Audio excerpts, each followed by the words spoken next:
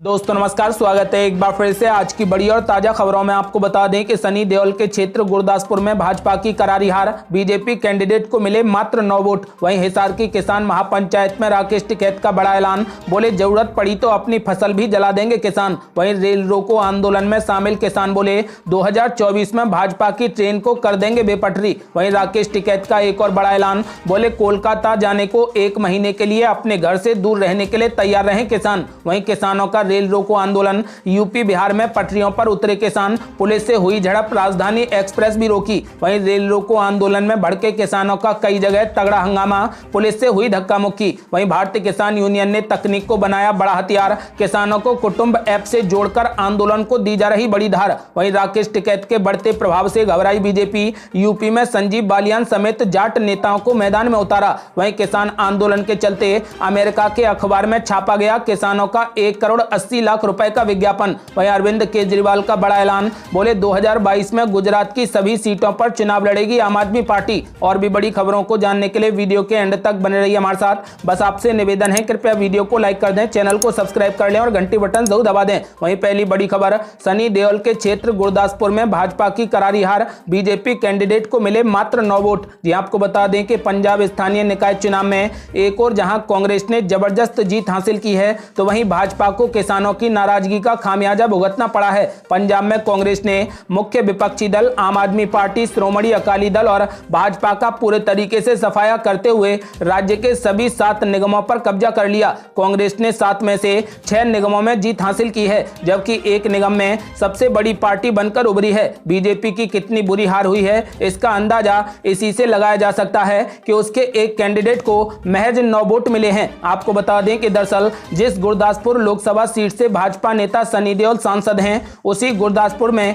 कांग्रेस की धूम देखने को मिली। आपको बता दें कि गुरदासपुर नगर निगम के वार्ड नंबर 12 की भाजपा कैंडिडेट किरण कौर को महज 9 वोट मिले हैं। हालांकि उन्होंने ईवीएम बदलने के आरोप लगाए हैं।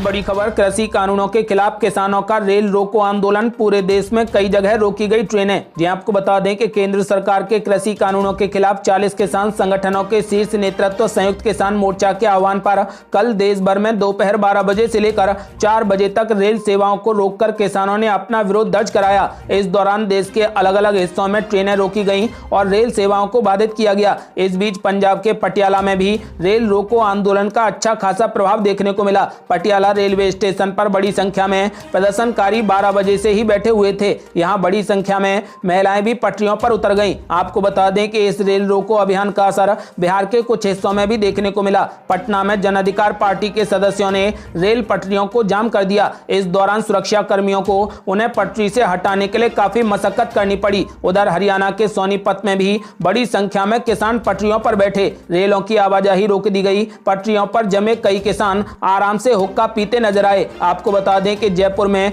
भारतीय किसान यूनियन के कार्यकर्ताओं ने 4 घंटे तक रेल का रास्ता रोका। बड़ी संख्या में संगठन के कार्यकर्ता यहां पटरियों पर बैठकर लगातार नारेबाजी करते रहे। आपको बता दें कि उधर रांची के कम्युनिस्ट पार्टी ऑफ इंडिया के कार्यकर्ताओं ने 4 घंटे के रेल रोको प्रदर्शन के दौरान पटरियों को ब्लॉक कर दिया। आपको बता दें कि सीपीआई-एम के कार्यकर्ता कृषि कानूनों के खिलाफ नारेबाजी करते हुए पटरियों पर चलते रहे। उधर रेल रोको अभियान के तहत यूपी में भारी संख्या में किसान रेल पटरियों पर नजर आए। इस बीच उड़ीसा के पुरी में हरिद्वार जाने वाली उत्कल एक्सप्रेस को गाजियाबाद रेलवे स्टेशन पर रोक दिया गया। आपको बता दें कि उधर संयुक्त किसान मोर्चा के रेल रोको आंदोलन में कर्नाटक के किसान भी शामिल हुए। यशवंतपुर रेलवे स्टेशन पर कई किसान संगठनों के सदस्यों ने नारेबाजी की और कृषि कानूनों को वापस लिए जाने की मांग की। उधर पश्चिम बंगाल के नादिया में कई किसान और राजनीतिक संगठन रेल रोको प्रदर्शन में शामिल हुए।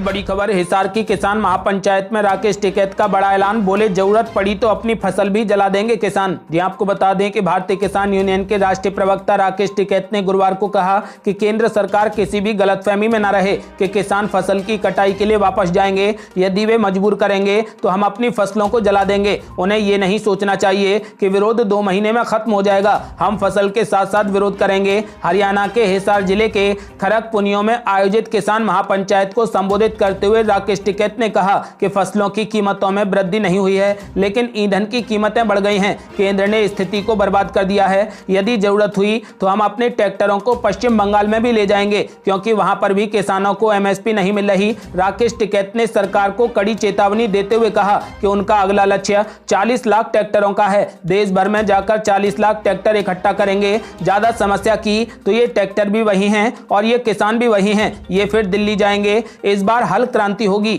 जो खेत में औजार इस्तेमाल करते हैं वो सब जाएंगे। आपको बता दें कि राकेश टिकैत ने कहा कि सरकार किसानों के सब्र का इम्तिहान ले रही है। उन्होंने ये भी कहा कि कानून वापसी तक किसान कहीं नहीं जाने वाले। कानून वापसी से ही किसानों की घर वापसी संभव है। इसके साथ ही सरकार को एमएसपी पर कानून भी लाना होगा। आपको बता दें कि राकेश टिकैत ने इस बार हल क्रांति का ऐलान कर दिया है और 40 लाख ट्रैक्टरों की फिर से परेड कराने का ऐलान कर दिया। यदि आप भी राकेश टिकैत का समर्थन करते हैं तो इस वीडियो को लाइक कर अपनी राय हमें कमेंट बॉक्स में जरूर दें। वह बड़ी खबर, रेल रोको आंदोलन के दौरान भड़के किसानों का कई जगह भारी हंगामा, पुलिस से हुई धक्का मुक्की। ये आपको बता दें कि कृषि कानूनों के विरोध में गुरुवार को बरेली जिले में जगह जगह किसान ट्रेन रोकने के लिए जुटे। सेठ दामोदर स्वरूप पार्क में जमा हुए किसानों ने पुलिस की सख्ती को लेकर हंगामा भी कर दिया। आपको बता दें कि इस दौरान पुलिस कर्मियों के साथ जमकर धक्का मुक्की की गई। हालांकि पुलिस की सक्रियता के चलते कोई भी किसान रेल पटरी तक नहीं पहुंच पाया। सेठ दामोदर स्वरूप पार्क में बैठे किसानों को रोकने के लिए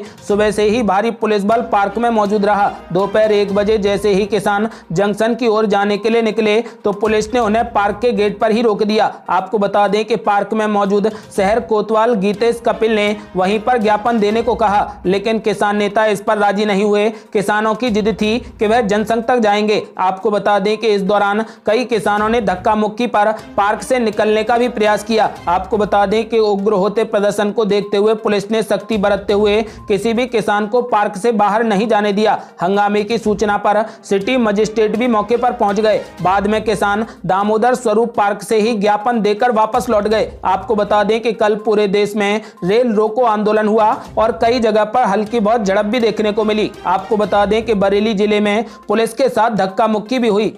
बड़ी खबर, भारतीय किसान यूनियन ने तकनीक को बनाया बड़ा हथियार, किसानों को कुटुंब ऐप से जोड़कर आंदोलन को दी जा रही बड़ी धार। ये आपको बता दें कि नए कृषि कानूनों के खिलाफ जारी किसानों के आंदोलन में अग्रणी भूमिका निभा रहे भारतीय किसान यूनियन ने अधिक से अधिक लोगों को आंदोलन से जोड़ने के लिए अब टेक्नोलॉजी को नया हथियार बना लिया है। इसके लिए भारतीय किसान यूनियन के कुटुंब ऐप से किसानों को जोड़ने की मुहिम को जबरदस्त समर्थन मिल रहा है। आपको बता दें कि 13 फरवरी को लॉन्च हुए भारतीय किसान यूनियन के कुटुंब ऐप पर महज 4 दिनों में 23,000 से अधिक किसानों ने जुड़कर अपना रजिस्ट्रेशन किया है। किसान ऐप को डाउनलोड कर अपना मोबाइल नंबर, गांव, क्षेत्र और अपने बारे में संक्षिप्त जानकारी देकर ऐप से जुड़ रहे हैं। आपको बता दें कि ऐप में एडमिन का काम सौरभ उपाध्याय और भारतीय किसान यूनियन का पेज संचालन करने वाले धर्मेंद्र मलिक कर रहे हैं। वहीं ऐप नए सदस्यों को जोड़ने वाले किसानों को प्रतिष्ठा पॉइंट मिल रहे हैं, जिनमें किसान अपना रेफरल कोड देकर सोशल मीडिया पर लिंक शेयर कर किसानों को जोड़ने का काम कर रहे हैं। साथ ही किसान अपने विचारों को सीधा राष्ट्रीय नेताओं तक पहुंचा रहे हैं। भारतीय किसान यूनियन के मीडिया प्रभारी धर्मेंद्र मलिक ने बताया कि किसान डिजिटल तकनीक अपनाकर आंदोलन को धार देने का काम कर रहे हैं, जिससे चंद सेकंड में हजारों किसानों तक सूचनाओं को पहुंचा दिया जा रहा है। आपको बता दें कि और किसान सीधे संवाद भी कर रहे हैं। उनका कहना है कि ऐप में ज्यादा किसानों को जोड़ने वाले सदस्यों को स्टार प्रचारक के पद से नवाजा जा रहा है। इस दौरान भारतीय किसान यूनियन अपने कार्यक्रमों, बैठकों और आंदोलन को मजबूत करने के बारे में भी किसानों से ऐप पर चर्चा कर रही है। वहीं ऐप पर जुड़ने वाले किसानों में युवा किसानों की संख्या सबसे अधिक है। यदि आप भी इसका इस्तेमाल करना चाहते हैं तो आप भी कुटुंब ऐप को डाउनलोड कर सकते हैं। बड़ी खबर, रेल रोको आंदोलन में शामिल किसान बोले 2024 में भाजपा की ट्रेन को कर देंगे बेपटरी। ये आपको बता दें कि गाजीपुर यूपी बॉर्डर पर किसानों के आंदोलन को अपना समर्थन देने आए उत्तराखंड भारतीय किसान यूनियन के नेता अशोक रावत ने कहा कि आज तो किसानों ने केवल ट्रेनें रोकी हैं, लेकिन अगर सरकार उनकी बातें नहीं मानती है तो यही किसान 2024 के लोकसभा चुनाव में भारतीय जनता पार्टी की चुनावी ट्रेन को बेपटरी कर देंगे। आपको बता दें कि अशोक रावत ने कहा कि प्रधानमंत्री नरेंद्र मोदी को यह समझना चाहिए कि उनकी लोकप्रियता तभी सफल होगी जब तक इस देश का जवान और किसान उनके साथ खड़ा है। अगर ये साथ उनके पास से हट गया तो उनकी सत्ता भी ज्यादा देर तक नहीं टिक पाएगी। किसान नेता ने कहा कि सरकार को अभी भी चेत जाना चाहिए और तीनों विवादित कृषि कानूनों को तत्काल वापस ले लेना चाहिए। यदि सरकार ने ऐसा नहीं किया तो आने वाले 2024 के लोकसभा चुनाव में भारतीय जनता पार्टी की चुनावी ट्रेन को किसान बेपटरी कर देंगे। अगली बड़ी खबर, किसान नेता राकेश टिकैत के बढ़ते प्रभाव से घबराई बीजेपी, यूपी में संजीव बालियान समेत जाट नेताओं को मैदान में उतारा। ये आपको बता दें कि भारतीय किसान यूनियन के नेता राकेश टिकैत के आंसुओं ने जिस तरीके से किसान आंदोलन को जाटों के स्वाभिमान की लड़ाई में बदलने की कोशिश की, उससे अलर्ट हुई बीजेपी ने अपने सभी जाट चेहरों को मैदान में उतारने का फैसला किया है। आपको बता दें कि किसान आंदोलन के बहाने जिस तरीके से विपक्ष ने पश्चिमी यूपी की 50 सीटों पर असर रखने वाले जाटों के बीच पैठ बनाने की कोशिश की है, उससे बीजेपी की परेशानी बढ़ गई है। इसी को देखते हुए नई रणनीति पर काम शुरू हो गया है। पश्चिमी यूपी में जाटों के बीच जनसंपर्क अभियान की कमान केंद्रीय राज्य मंत्री संजीव बालियान को सौंप दी गई है। खास बात यह है कि जाटों की जिस खाप के संजीव बालियान हैं, उसी खाप से भारतीय किसान यूनियन के नेता राकेश टिकैत भी हैं। बीजेपी के राष्ट्रीय उपाध्यक्ष सौदान सिंह ने केंद्रीय राज्य मंत्री संजीव बालियान के आवास पर पश्चिमी यूपी के जाट नेताओं की बैठक की। आपको बता दें कि इस बैठक में कहा गया है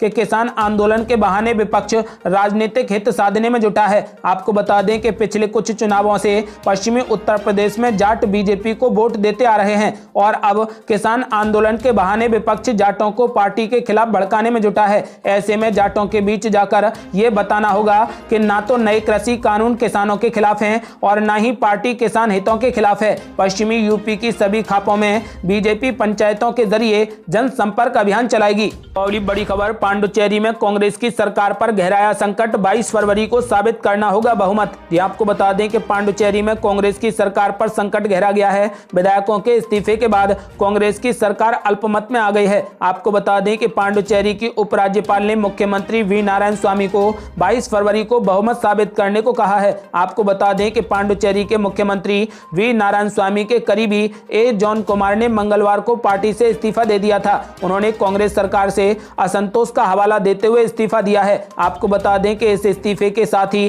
कांग्रेस अब यहां सत्ता खोने के कगार पर आ गई है। आपको बता दें कि अब कांग्रेस अल्पमत में आ गई है और 22 फरवरी को बहुमत साबित करना होगा। यदि 22 फरवरी को बहुमत साबित नहीं कर पाई तो कांग्रेस की सरकार पांडुचेरी में गिर जाएगी।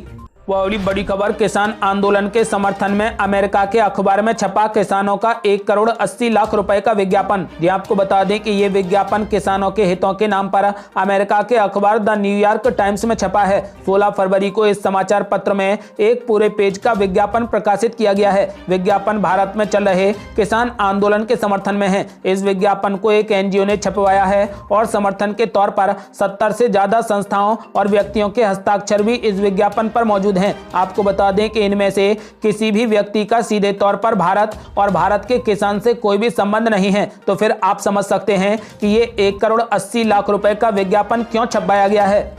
वो अगली बड़ी खबर, अरविंद केजरीवाल का बड़ा ऐलान, बोले 2022 में गुजरात की सभी सीटों पर चुनाव लड़ेगी आम आदमी पार्टी। ये आपको बता दें कि गुजरात निकाय चुनाव में पहली बार किस्मत आजमा रही आम आदमी पार्टी के संयोजक और दिल्ली के मुख्यमंत्री अरविंद केजरीवाल ने कहा कि 2022 के विधानसभा चुनाव में उनकी पार्टी गुजरात की सभी सीटों पर चुनाव लड़ेगी। केजरीवाल ने कहा कि आम आदमी पार्टी विधानसभा में किसी पार्टी के साथ गठबंधन भी नहीं करेगी। उन्होंने कहा कि गुजरात के लोगों को फ्री में बिजली मिलनी चाहिए, ये संभव है, हमने दिल्ली में करके दिखाया है, वही मॉडल हम गुजरात में भी लाएंगे और उम्मीद है कि आम आदमी पार्टी इसी मॉडल को गुजरात के लोगों के पास लेकर आ रही है। इसलिए गुजरात के लोगों से अपील है कि आम आदमी पार्टी को विजयी बनाएं। ये थी अब तक की बेहद बड़ी खबरें। यदि आप भी खुले दिल से किसानों का समर्थन करते हैं तो इस वीडियो को लाइक कर अपनी राय हमें कमेंट बॉक्स में जरूर दें। यदि आपने अभी तक हमारे चैनल को सब्सक्राइब नहीं किया है तो कृपया चैनल को सब्सक्राइब कर घंटी बटन जरूर दबा दें। जल्दी मिलते हैं बड़ी अपडेट के साथ, तब तक के लिए जय हिंद, जय भारत।